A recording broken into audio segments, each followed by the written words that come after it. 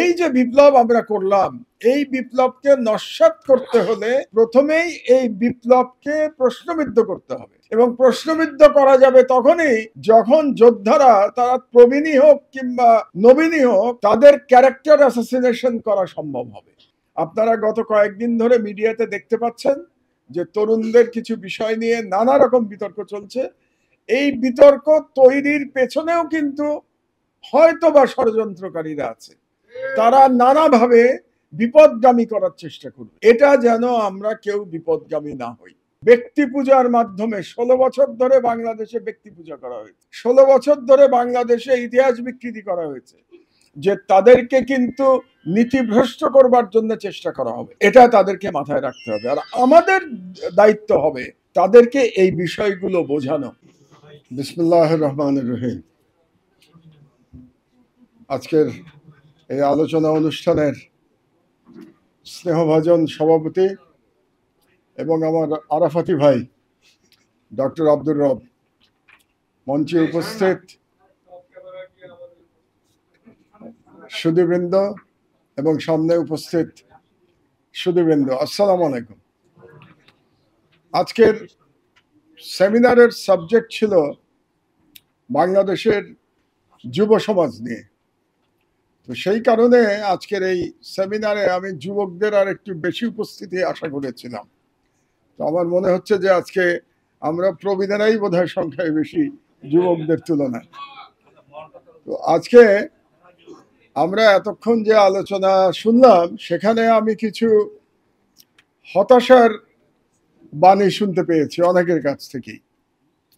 তো আমি আপনাদেরকে বলি, আমি কিন্তু হতাশ নই, এবং হতাশ না হওয়ার একটা কারণ হচ্ছে যে গতকাল আমি ঢাকার বাইরে ছিলাম।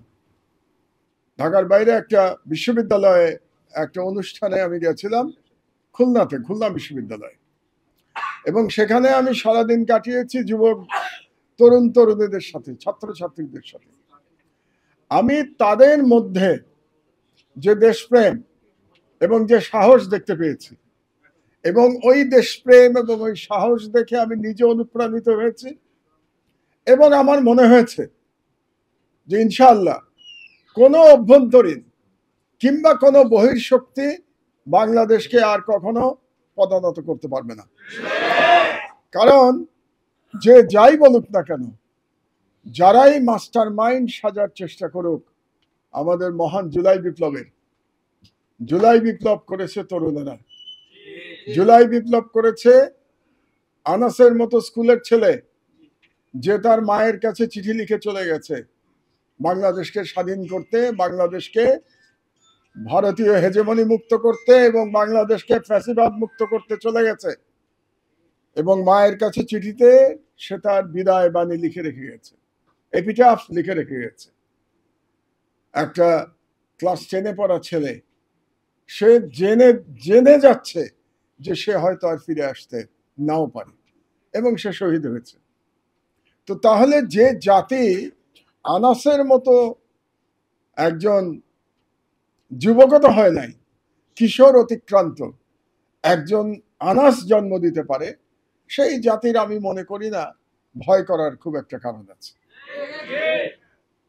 অবশ্যই বাংলাদেশের যে বিপ্লব, সেই বিপ্লবের ভ্যানগার্ড ছিল তরুণেরা, এটা নিয়ে কোনো বিতর্কের অবকাশ নাই।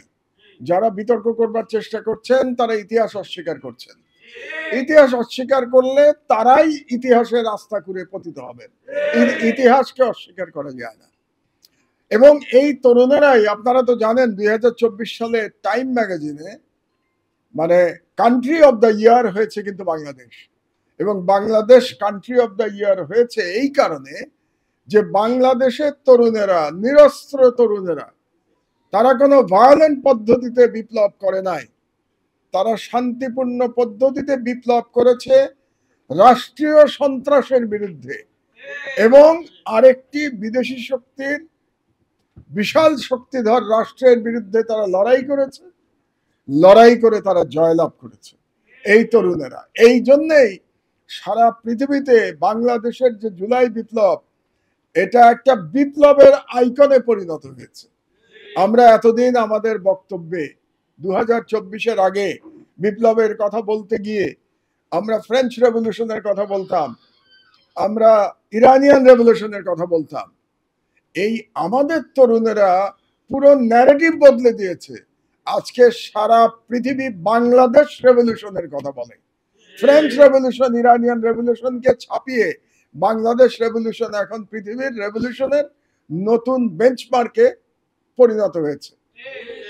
এই ধরনের একটা রেভলিউশনের চেষ্টা আপনাদের নিশ্চয়ই মনে আছে যে বছর 10 আগে আরবে করার চেষ্টা করা হয়েছিল, আরব বসন্ত, যার সৃষ্টি হয়েছিল, তৈরি হয়েছিল তিউনিসিয়া থেকে এবং তারপরে সেটা ছড়িয়ে গেছিল।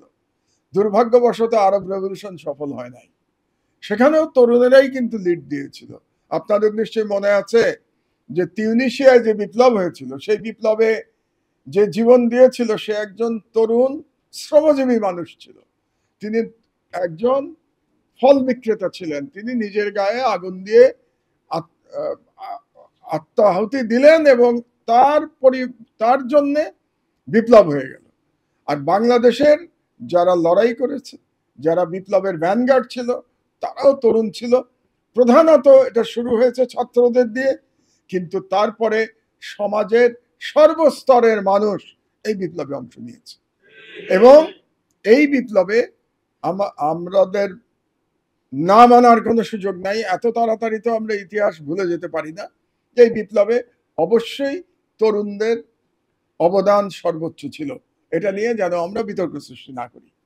এটা বলার পরে আরেকটা জিনিস বলা প্রয়োজন, কিন্তু একটা রাষ্ট্র শুধুমাত্র তরুণদের নিয়ে পরিচালিত হয় না। রাষ্ট্র প্রবীণ এবং তরুণের সমন্বয়ে পরিচালিত হয়। অর্থাৎ প্রবীণ এবং তরুণ উভয়ের দায়িত্ব আছে একটা রাষ্ট্র পরিচালনায়। আমি আগে একটু প্রবীণদের দায়িত্বের কথা বলে আমি তরুণদের আলোচনায় আসব। প্রবীণদের দায়িত্বটা কি? প্রবীণদের দায়িত্ব হচ্ছে নিজেদেরকে রোল মডেলে পরিণত করা। এই রোল মডেলকে যেন তরুণেরা ফলো করতে পারে। বাংলাদেশের প্রবীণদের আমাদের দুর্ভাগ্য হলো যে আমরা নিজেদেরকে রোল মডেলে পরিণত করতে ব্যর্থ হয়েছে। আমরা রোল মডেল হতে পারি নাই।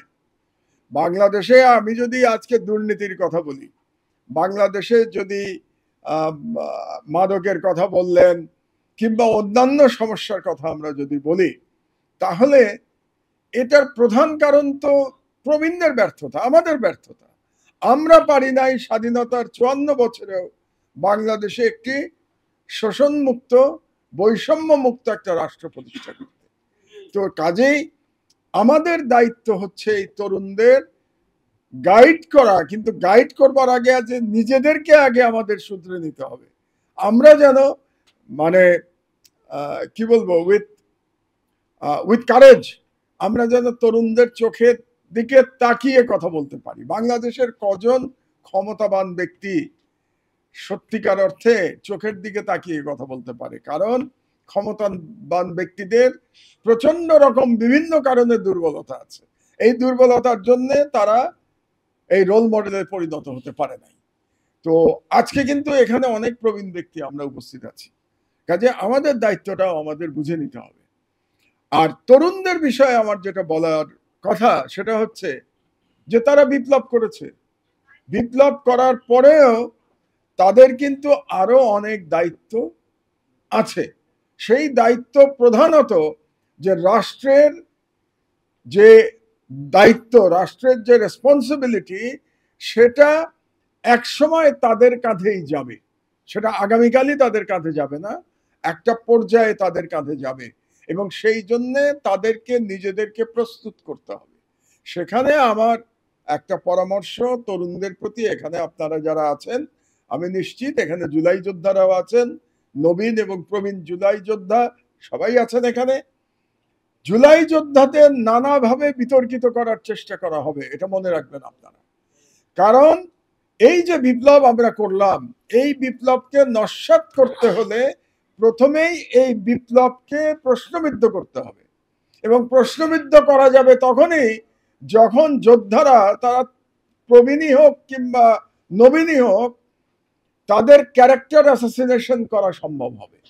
দুর্ভাগ্যবশত আমরা দেখতে পাচ্ছি যে এই ক্যারেক্টার অ্যাসাসিনেশন কিন্তু এখন চলছে, এবং ক্যারেক্টার অ্যাসাসিনেশন চলার প্রধান কিছু কারণ আছে, যে আমাদের মধ্যেও হয়তো আমরা ভুলভ্রান্তি করছি, তরুণদের মধ্যেও হয়তো কিছু ভুলভ্রান্তি হচ্ছে। কাজেই তাদেরকেও সতর্ক থাকতে হবে, তাদেরকেও বুঝতে হবে যে তাদের কিন্তু টার্গেট করে রাখবে কারা, যারা যে ফ্যাসিবাদ দেশ থেকে পালিয়ে গেছে, পালিয়ে গিয়ে প্রভুর দেশে আশ্রয় নিয়েছে। সেই ফ্যাসিবাদের প্রধান শত্রু হচ্ছে বাংলাদেশের তরুণ সমাজ, কারণ বাংলাদেশের তরুণ সমাজই সেই ফ্যাসিবাদকে পরাজিত করেছে। এবং এই কারণেই তরুণদেরও নিজেদের মধ্যে একতা বজায় রাখতে হবে, ঐক্যবদ্ধ থাকতে হবে, এবং প্লাস কোন রকম লোভ লালসার কাছে আত্মসমর্পণ করা যাবে না। তাদেরকে এই বিষয়ে খুব সতর্ক থাকতে হবে। আপনারা গত কয়েকদিন ধরে মিডিয়াতে দেখতে পাচ্ছেন যে তরুণদের কিছু বিষয় নিয়ে নানা রকম বিতর্ক চলছে। এই বিতর্ক তৈরির পেছনেও কিন্তু হয়তো বা ষড়যন্ত্রকারীরা আছে, তারা নানাভাবে বিপদগামী করার চেষ্টা করবে। এটা যেন আমরা কেউ বিপদগামী না হই। এবং সর্বশেষ আমি যেটা বলতে চাচ্ছি, যে বাংলাদেশের তরুণদের প্রতি আমার অগাধ আস্থা আছে। তারা, আপনারা চিন্তা করে দেখুন, প্রায় 16 বছর ধরে এই তরুণদের ব্রেন ওয়াশ করার চেষ্টা করা হয়েছে ব্যক্তি পূজার মাধ্যমে। 16 বছর ধরে বাংলাদেশে ব্যক্তি পূজা করা হয়েছে, 16 বছর ধরে বাংলাদেশে ইতিহাস বিকৃতি করা হয়েছে, 16 বছর ধরে বাংলাদেশকে একটি উপনিবেশে পরিণত করবার জন্যে ন্যারেটিভ তৈরি করা হয়েছে।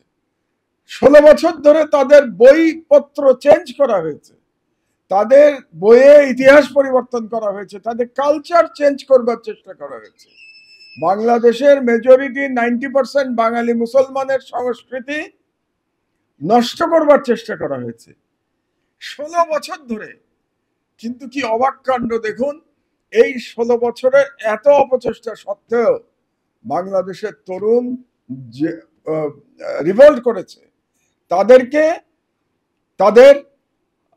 যেটাকে বলে ব্রেন ওয়াশ করা সম্ভব হয় নাই।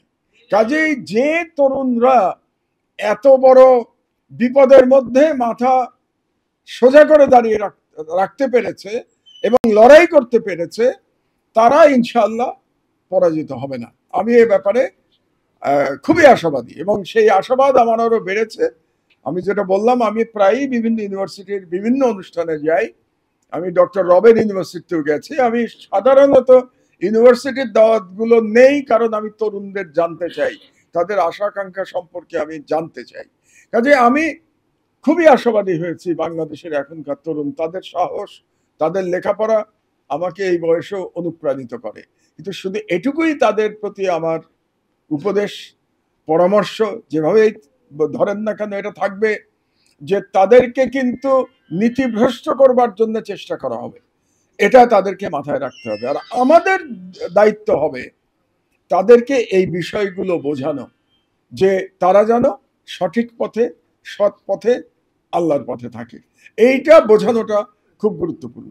তো আমি মনে করি যে এই ধরনের সেমিনার খুব প্রয়োজন আছে, যেখানে তরুণ এবং প্রবীণরা একসাথে বসে আলাপ করতে পারবে।